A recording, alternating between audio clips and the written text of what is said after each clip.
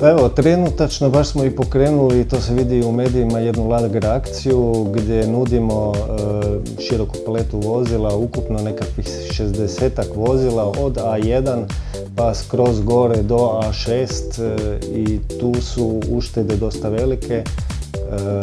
Početna cijena A1 je negdje oko 16.000 eura i naravno onda ide dalje. Trenutačno, nažalost, ono što sam rekao, Q3 nemamo, njemu je cijena bila oko 29.000 i što je bilo stvarno izvrsna cijena u tom segmentu.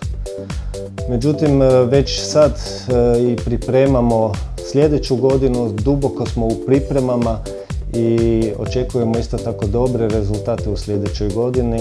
Znači, očekujemo 5. godinu za redom da ostanemo broj 1 u premium segmentu, pogotovo gledajući na modele koje trebamo dobiti. Još krajem ove godine ćemo predstaviti našu ikonu, Audijevu ikonu, novi TT, a isto tako u isto vrijeme negdje i obnovljenu verziju A6 i A7 familije.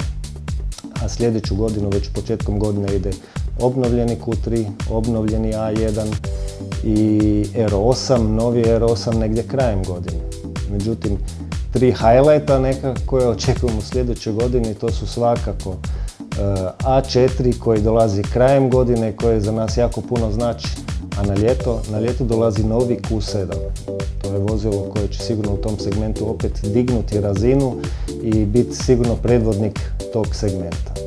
Treći highlight, nešto novo za Audi, prvi plug-in hibrid A3 Sportback e-tron kojeg očekujemo u prvoj polovici sljedeće godine i s njim sigurno ostvarujemo veću atraktivnost te A3 familije koja već sad postoji. Znači još jedna dodatna ponuda u tom segmentu.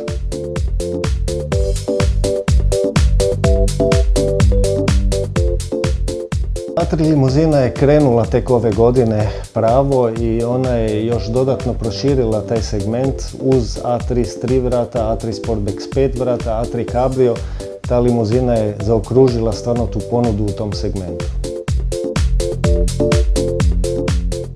Za mene A3 limuzina sigurno najljepši A3 kojeg postoji i prodajni rezultati su izrazito dobri u ovoj godini. Ono što očekujemo sad sa nekim novim paketima koje smo već uveli na tržište, još i dodatno pojačanje u sljedećoj godini.